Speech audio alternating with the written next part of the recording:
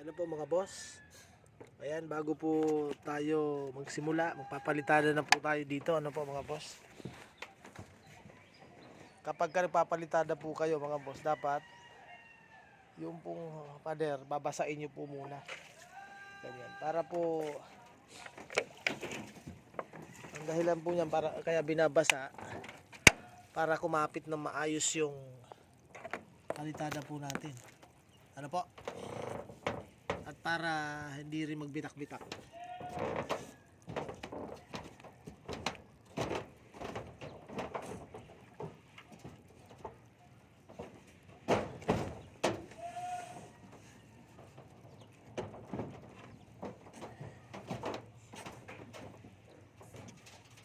Kailangan kasi mga boss, pag nagpapalitada kayo, babasain nyo talaga yung pader na yan para kumapit ng maigi yung semento. Ano po?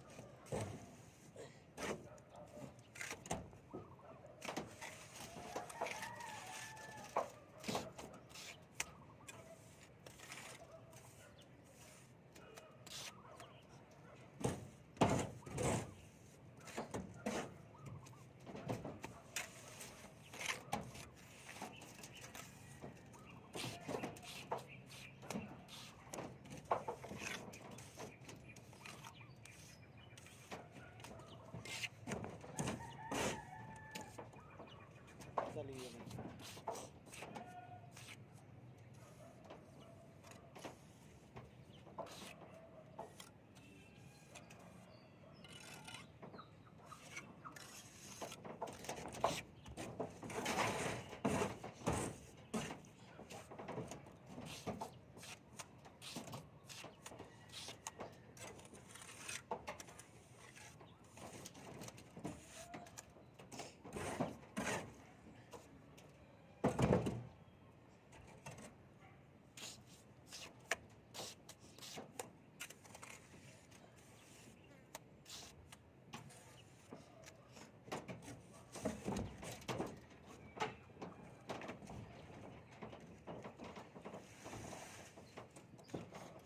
Abang ano men, ihalo pa ako yung liso doon. Hatiin mo na. Hatiin na lang. Ah.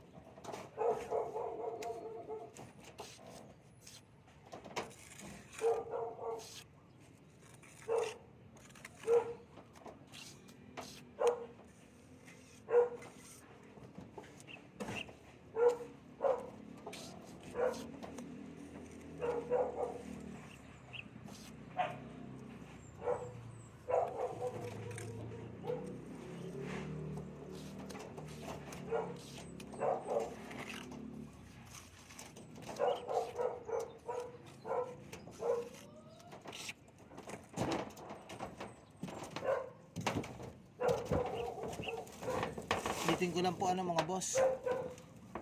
Yung mga nagtatanong na magtatanong dyan tungkol dun sa paano ba ang tamang proseso bago magplastering o magpalitada ng pader.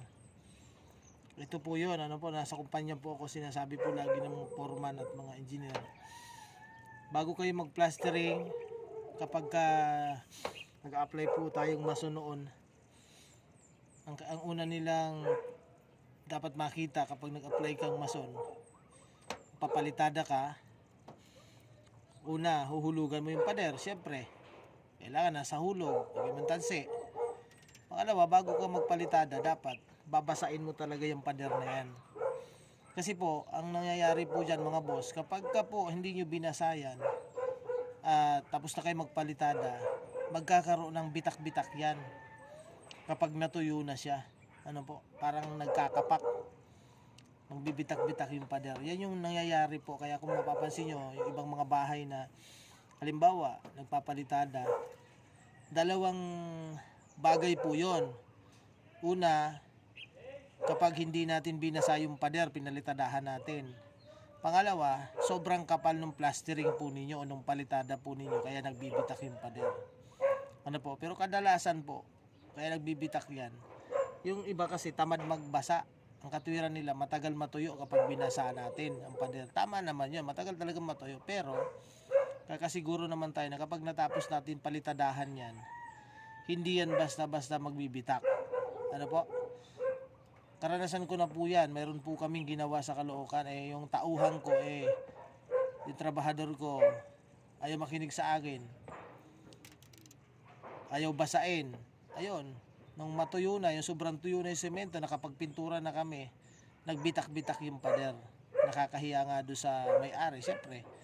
Ang problema nga, yung tao ko matigas ang ulo, kaya hindi ko na siya kinuha.